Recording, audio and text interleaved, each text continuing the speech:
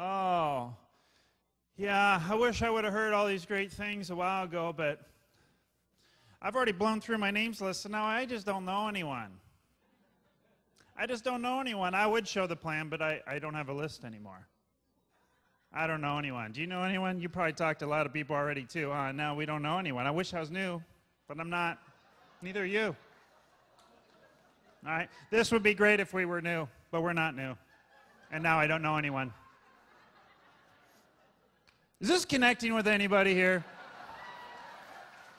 See, because this would be the most ridiculous event if we have all this stuff. We've gone through all this process. The board has gone hours and hours and hours into creating the perfect setup and everything. And you sit here with all your baggage and all this stuff. And the poor person who actually came all fired up is sitting here having to hold your baggage. And I know that's not you. You're not this guy, right? You're like, Chuck, I didn't bring a big old baggage like that. And I'm not going to say those things. I know that's not you. I know that. I know. You're better than that. You're sneakier because your baggage is like in a little handbag. It's just as detrimental, right? But it's a little sneakier because you've been around longer and you know not to say certain things like, I don't know anyone. You're like, what a rookie excuse, all right?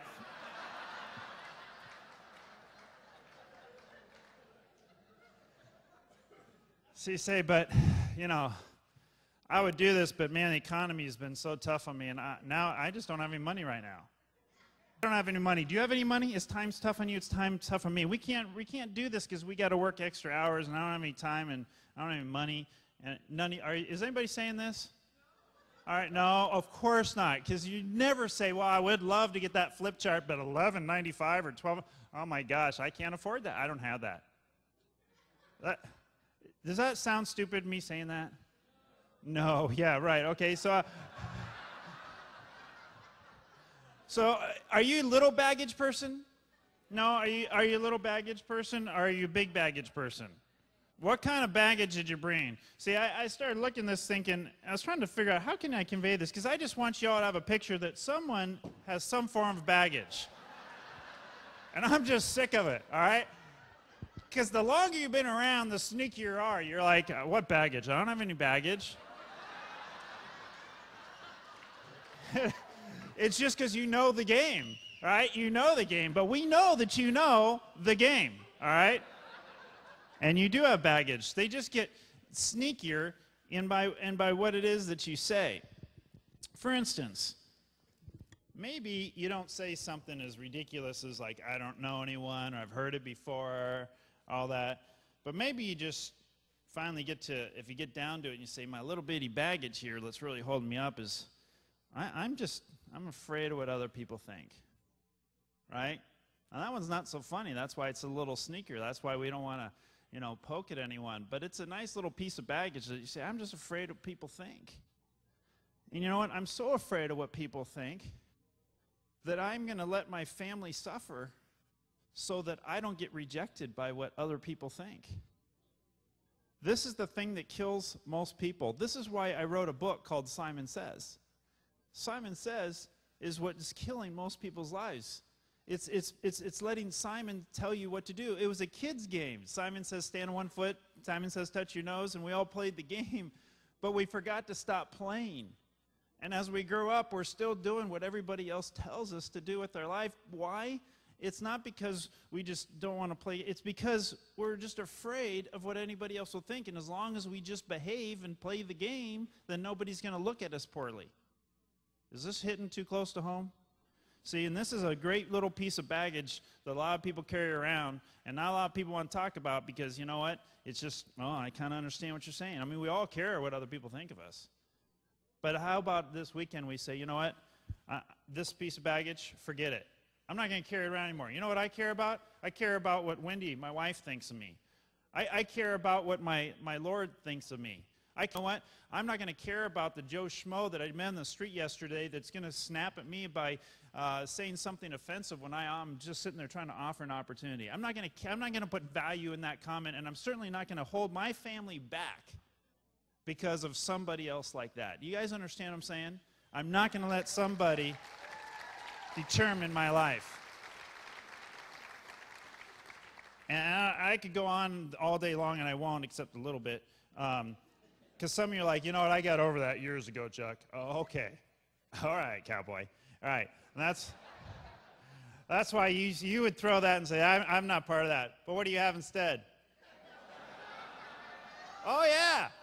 Yeah, it's the little sneaky one that you can just put right here, and you're like, what baggage? What baggage? Oh, you got it on you. It's just concealed, isn't it? It's just this little tiny piece. And you know what? Sometimes the most concealed piece of baggage is the heaviest. That's right. Oftentimes, this is the one that will stop you. You're going to hear from new diamonds coming up here again later, and we just heard from diamonds, and you're going to look at them, and you're going to say, man, what they say makes sense. I've got dreams. My family's got dreams. I'm not carrying around all those big baggage excuses. I know better than that. But you're carrying around this concealed little piece of baggage, and it's killing your future. It's killing your future. If you're to open it up, the number one thing that's in this tiny little piece of baggage right here is a tiny little note that keeps replaying over and over and over and over in your head. And it just says this: I'm not worthy. I'm just not worthy. I can't go up on that stage. I can't be up there. If people knew the real me, if they knew my past, if they knew the mistakes that I've made and the things that I'm ashamed of, and the parts of me that is just wrong, and the things that are tempting to me, and the thoughts that blast through my head, if they knew me, they would also agree that I'm not worthy. And I'm telling you guys, if we're going to go out of here and we're going to absolutely change our lives, then you got to get deep down into this final little piece here, little piece of baggage that you're carrying around, that somehow something's got in your head and you've let it stay there. You know, the voices that were outside your head as a kid that said, you know, you're not worthy and you can't do it and you don't deserve it. As we grew older, those little voices of the people around us, see, as we're kids, we ran and we hide, didn't we? Got away from that. But as we grew older, those voices that were on the outside ended up in the inside. And now there's nowhere to hide. Now there's nowhere to go. And it rattles around, and the bottom line of all those things that people said to you and all the mistakes and stuff that you made all boiled down to this right here, this little I'm not worthy. Well, let me tell you what, something. You're here for a reason, just like Wendy said. It's not a chance, it's just by accident that you're here. You're here for a specific reason, and part of that reason is for you to help understand one main thing. You have the seeds of greatness in you, and you are worthy of success. Those dreams that are in your heart, there's a reason, and it's not just about you. Would you stop thinking about you? Now, I remember my dad one time, I said, Dad, this is a long time ago, I said, I just don't know if I can do this. And he looked at me and said, stop thinking you're so special that you're the only one that can't do this. Well, that's a good point. See, because by your success, it's a rising tide raises all ships. Stop thinking about you. You're not worthy? Well, then those people that are going to ride on your coattails apparently aren't worthy either. Yes, you're worthy. And yes, it's time to shed the baggage. And yes, it's time to stop replaying the past. What about the future? See, once you finally realize, you know what, all this is just baggage. It's stuff that other people put in my head that I've accepted as truth. It's just a bunch of garbage.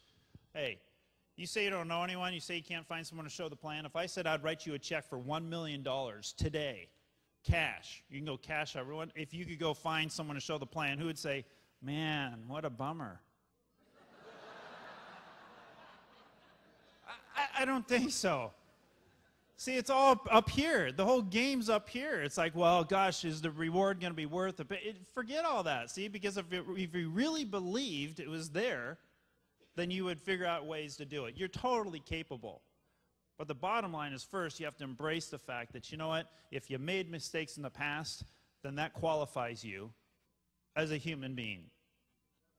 Learn from those mistakes and be done with it. Now move into that second phase and say, okay, now it's time to start focusing on the future.